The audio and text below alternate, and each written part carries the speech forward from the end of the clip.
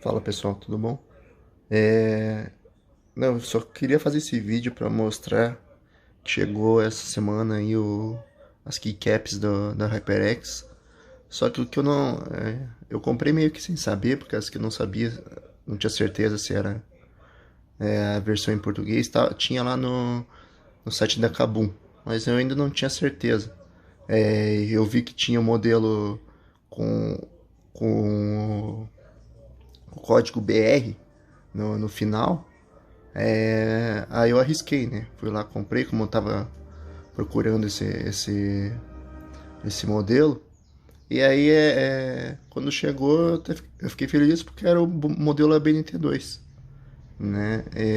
Para quem não sabe, esse é aqui que é pudim, que aí ela faz esse efeito aqui com um branco no fundo, aí um branco embaixo da tecla, que aí ela fica bem mais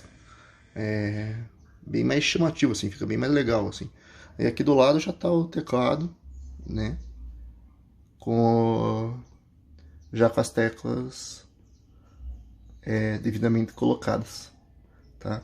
O meu não tem o, o, o numérico do lado, mas vem com o numérico, tá? Vem com o numérico para você pôr também. A única coisa, são só duas coisinhas que eu achei bem ruim é o seguinte.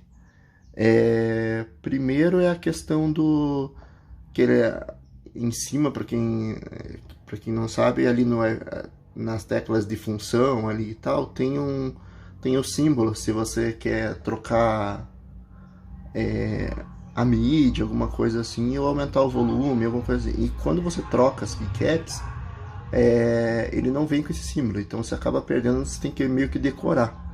E o segundo ponto é que ela, assim como as originais, essas keycaps não vêm com tipo um antigordurante, assim. Aí se você tiver a mão um pouco mais oleosa, ela acaba ficando marcando muito aqui. Não sei se eu vou conseguir mostrar pra vocês.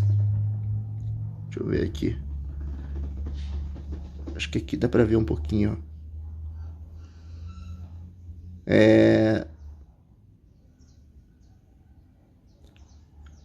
ele fica engordurante. Então volta e meia eu tenho que dar uma limpada. Isso no começo, né? Depois a gente acaba relaxando um pouco.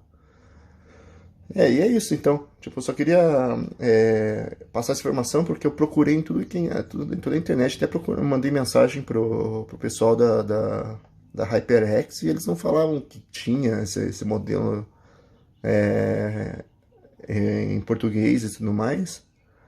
Em vídeos que eu vi, eles falavam que não tinha. Então quando eu veio eu me surpreendi. Foi legal.